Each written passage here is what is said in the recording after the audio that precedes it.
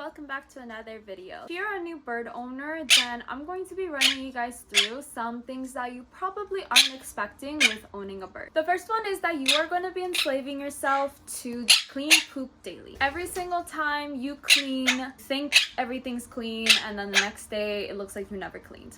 So it will involve daily cleaning, and you want to maintain a hygienic, clean space for your parrots and for yourself. So yeah, vacuuming every day, cleaning poop off of surfaces, cleaning their cages, and everything else is going to be involved. And that brings us to my second point, which is getting used to poop. There's gonna be poop everywhere. No matter how much potty training you do, at the end of the day, they're still gonna poop everywhere. They're going to end up pooping on your floors, on your walls, on your windows, on your shirt. So you're gonna have to get used to it, and it is not a reason to lock your bird in their cage. Birds poop about every 10-15 minutes, and some birds actually naturally will not poop on you out of courtesy, and they will fly off to go poop somewhere. Mango and Luce are like that, but my bird Kiwi is a little pooping machine who poops on you every 10. The third one is that there's gonna be noise every single day. Birds scream in order to communicate, and this is something that you can't stop. You cannot punish them for. You cannot lock them in the cage for.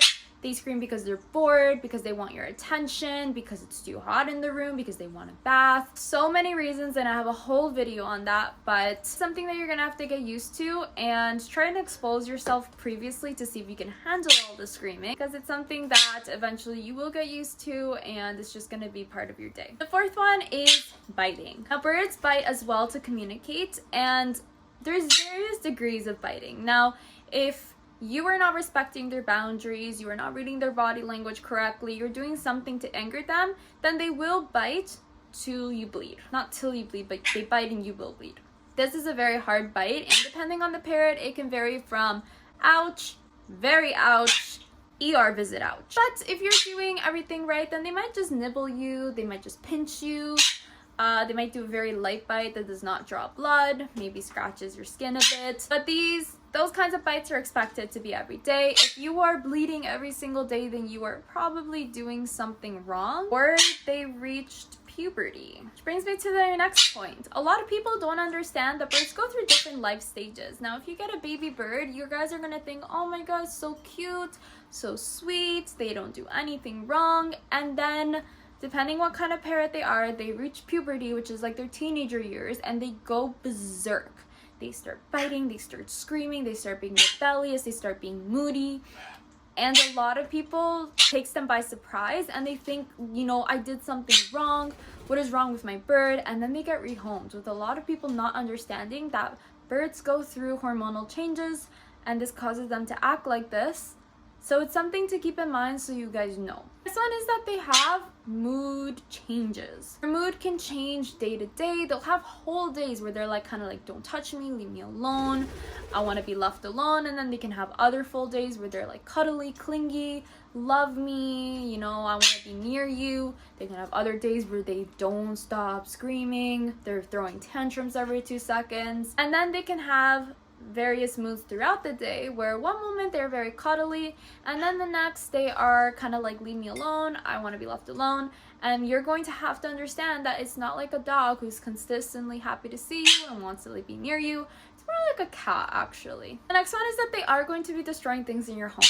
You cannot lock them in a cage just to avoid this. It's just something that is kind of like a risk, because it is so important to understand that birds are wild, they are not domesticated, they are wild, exotic pets, which means there's gonna be stuff hitting the fan. A lot of the times, expect there to be holes in blankets, in your shirt. They're gonna bite probably a lot of wood, which includes the frames of your windows or your door frames. They're going to be biting a lot of things, and you can try and, like, you know, teach them not to. Hey, get down, you're not allowed there, but they're gonna be going after it anyways. And again, depending the parrot that you have, some have beaks so strong that they can cut through wood like it was paper.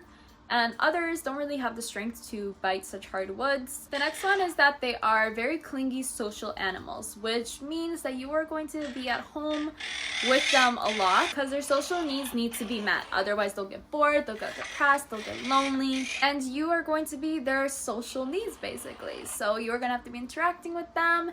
They're gonna probably follow you everywhere you go or start screaming if you get out of their sight. This doesn't mean you can never leave the house. It just means expect you to not be able to do a 9-to-5 job or have a very active social life where you go out every single day. You're gonna have to understand that your bird is gonna kind of take priority, and they don't fit everybody's lifestyle. So if you're somebody who has a 9-to-5 job and can only see their bird for like 3 hours every single day, it's probably best you don't get a bird. Next one is that you need to modify your home, not modify your bird for your home. A lot of household items that are very common that are actually toxic to your bird that a lot of people don't realize. So keep in mind, if you have other pets, they can pose a danger to your bird themselves. Now the issue is that a lot of people don't understand that you need to change your home, bringing in an exotic wild pet into your home. They're not decoration. So this means that you need to change up your home, change up some of your items. You need to change some of your cleaning products, etc., some of your lifestyle even, in order to accommodate for your bird and not clip their wings, because so many people think that I don't really want to change how my home is, and they clip their wings because it's easier that way, or lock them in a cage all day. Next one is that they need a minimum of 5 to 8 hours out of cage time. A bird is not decoration. You can't just keep them in a cage all day. They need, and I know a lot of old blogs will tell you that they only need to be out for 1 or 2 hours. This is not true. Unless you have a giant aviary in your home or outside where they have a lot of space to roam around, then yeah, you can probably keep them in a little longer, but they still need out of cage time and to be with you. So again, this doesn't really work for people who have a 9-to-5 job or go to school all day, every single day. So you need to understand that they need this time in order to exercise, in order to explore, play around. They need to be mentally stimulated with different things and socialize, and therefore they're gonna need time out of their cage. Now I do have a video on home safety for free roaming birds in order to make sure that when they are roaming outside, they are safe. I can't believe I had to add this point in as a solid point on things people don't expect. They fly. Crazy. You get a bird who is known for flying and they fly in your house. It's insane. I know. And the reason why I put this point is because so many people get a bird knowing that they fly, knowing that they're gonna go around your house, freak out when they do fly around, lock them in a cage or clip their wings so that they can't fly, they can't go everywhere, and they think that's the solution. And they're like, yeah, let me just torment my bird who needs to fly as a safety measure for their mental health, for exercise, for their physical health, because I did not realize that they were gonna fly around my house. That's a crazy concept. And yeah, I'm being that serious. People actually, I've gotten so many comments of this. Do this and have this thought process. Yeah, I had to add this point in that they're gonna fly around everywhere. And you can recall train them, modify your home for their safety, make sure that your open windows have mesh netting, your doors are not left open while your bird is outside of their cage, or they're just in a separate room with the door closed. It's insane. It's almost as if there's no solutions to wing clipping. It's really crazy. And I even have a video on teaching your bird how to fly, because a lot of people, and this is my next point, if you get a baby bird, you're gonna need to teach them how to fly and allow them to make mistakes so that they learn to fly. People will freak out at the first little bump that they take towards a wall or a window, and baby birds don't fly that fast. They are not well coordinated. They really don't fly that fast, and then, you know, maybe they might get a scrape or they might get a little bit injured. Nothing is gonna be ever that serious. And then they decide to clip their wings. Or they tell me, oh no, my bird can't fly, they're too stupid or something like that. No, you need to allow them to make mistakes in order to learn. Like a toddler growing up, when they learn to walk, they fall, they get bruised, and then they get up and they learn, and eventually they learn. Like baby birds in the wild, they get literally kicked out of their nest from like a 50-foot tree, and it's kind of fly or die. You need to be patient with them. You need to give them that opportunity.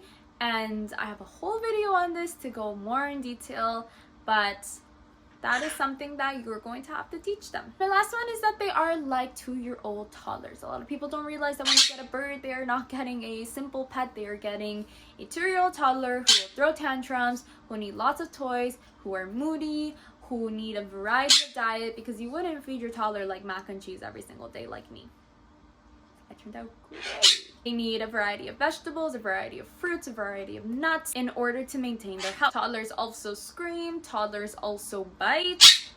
And like a toddler, you can't punish them by screaming at them, throwing something at them, hitting them. You can't do that. You need to teach them as they go. So I hope this helped to kind of give you guys a bit of more expectation, maybe some things that you didn't know, weren't really sure of as a first-time bird owner. If this video is helpful, make sure to give it a thumbs up, hit subscribe if you want to see more of us. Check out our social media links down below, as well as our Etsy shop, and I'll see you guys next time. Bye-bye.